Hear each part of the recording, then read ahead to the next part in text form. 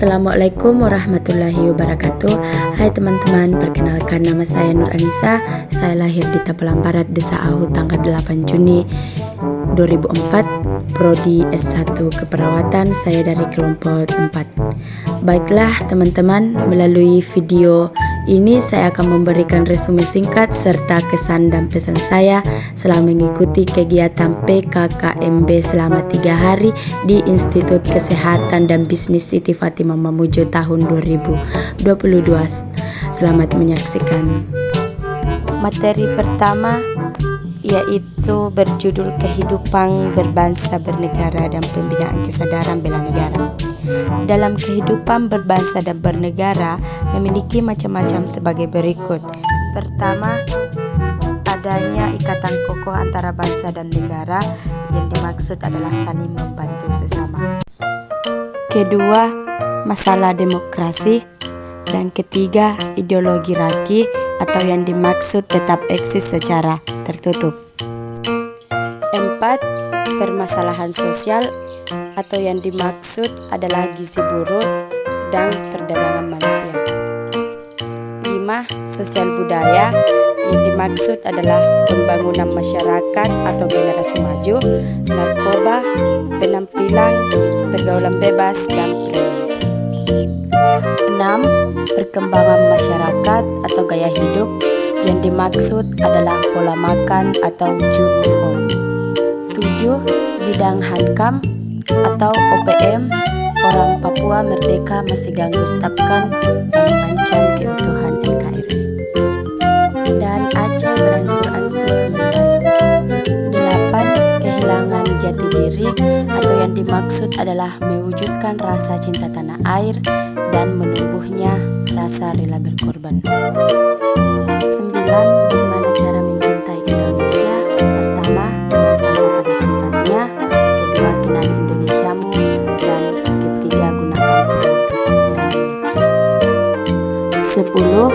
4 konsep bangsa Indonesia, yaitu yang pertama Pancasila, kedua Undang-Undang Dasar 1945, ketiga NKRI, dan yang terakhir Bhinneka Tunggal Ika.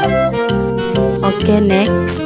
Tugas kedua di hari pertama yang berjudul Kelompok Radikal Pro Kekerasan dan Terorisme. Radikal dan radikalisme berasal dari bahasa Latin yaitu radix, radi, yang berarti sumber asal mula. Pengertian terorisme adalah serangan-serangan terkoordinasi yang bertujuan membangkitkan perasaan teror terhadap sekelompok masyarakat. Lanjut, pemberantasan tindak terhadap pidana terorisme diatur dalam Undang-Undang Nomor 15 Tahun 2003 tentang penetapan peraturan pemerintah. Yang dimaksud paham radikalisme adalah paham yang dibuat-buat oleh sekelompok orang yang menginginkan perubahan atau perbaharuan sosial dan politik secara drastis dengan menggunakan cara-cara kekerasan. Oke, next, lanjut. Tugas ketiga yang berjudul Indonesia Darurat Narkoba. Narkoba adalah zat atau obat dari bahan alami seperti tanaman sintetis, bukan tanaman yang dapat menimbulkan ketergantungan, gangguan kesadaran, daya pikir, daya ingat, konsentrasi, perasaan, dan perilaku. Narkoba yang banyak beredar di masyarakat adalah antara lain: pertama, ganja, kedua, kokain, ketiga, heroin, dan keempat, sabu-sabu. Penyalahgunaan narkoba seperti mengkonsumsi tanpa indikasi dan pengawasan medik, kedua, mengkonsumsi jenis yang dilarang, dan yang terakhir, penggunaan tanpa hak atau melanggar hukum. Penggunaan narkoba pada dosis tertentu. Narkoba digunakan sebagai berikut. Pertama, bahan penelitian, contoh narkotika golongan pertama. Kedua, anestesi atau pembiusan, contoh morfin. Ketiga, analgesik, obat anti nyeri, contoh metadose. Penggolongan narkotika pertama, golongan pertama yaitu dilarang digunakan untuk pengobatan. Kedua, sabu-sabu, ganja, kokain, heroin, ketonin, ekstasi. Golongan kedua, pertama digunakan pengobat-obatan sebagai pilihan terakhir, morfin, petidin, metadon. Golongan ketiga digunakan dalam pengobatan atau kodein. Narkoba dapat merugikan secara ekonomi, mengorbankan orang lain, dan cara menghindari penyalahgunaan narkoba yaitu pertama, cari info, kedua, kuatkan iman, ketiga, pola hidup sehat, keempat, bijak bergaul atau tidak mudah berpengaruh, dan kelima, ciptakan kegiatan. Oke, next, tugas keempat yang berjudul perundungan dan kekerasan seksual. Sisi negatif di dunia maya: yang pertama, perundungan, kedua, pencurian data, ketiga, kekerasan fisik, dan keempat, tawuran. Biang dan budaya kekerasan. Kekerasan dimaksud yaitu kekerasan fisik, kekerasan non-fisik verbal, dan kekerasan seksual. Penyebab terjadinya tindak kekerasan yaitu belum ada upaya yang sistematis dan tindakan tegas pemimpin.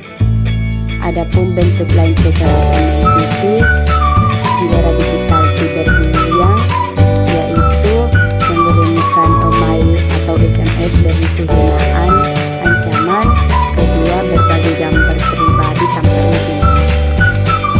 Oke, next, tugas terakhir yang berjudul Kampus Merdeka Kemahasiswaan.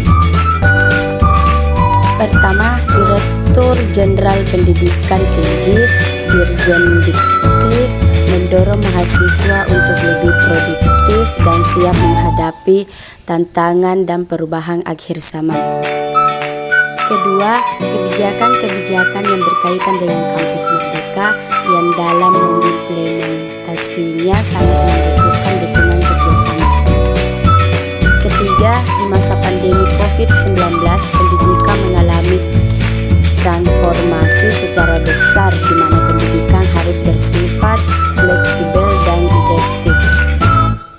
Keempat, program kampus merdeka akan membuat mahasiswa dapat melakukan kegiatan pembelajaran di luar kampus.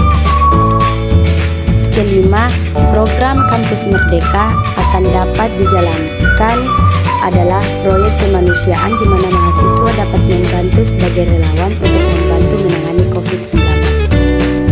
Baiklah, itulah tadi ringkasan pembelajaran saya selama mengikuti PKKMB selama 3 hari di Institut Kesehatan dan Bisnis Siti Fatimah Mamuju tahun 2022. Dan terima kasih karena telah menonton sampai akhir. Salam mahasiswa IKBS Siti Fatimah Mamuju, jaya jaya jaya. Selamat bergabung di Alma Mater Biru. Sekian dan terima kasih. Assalamualaikum warahmatullahi wabarakatuh.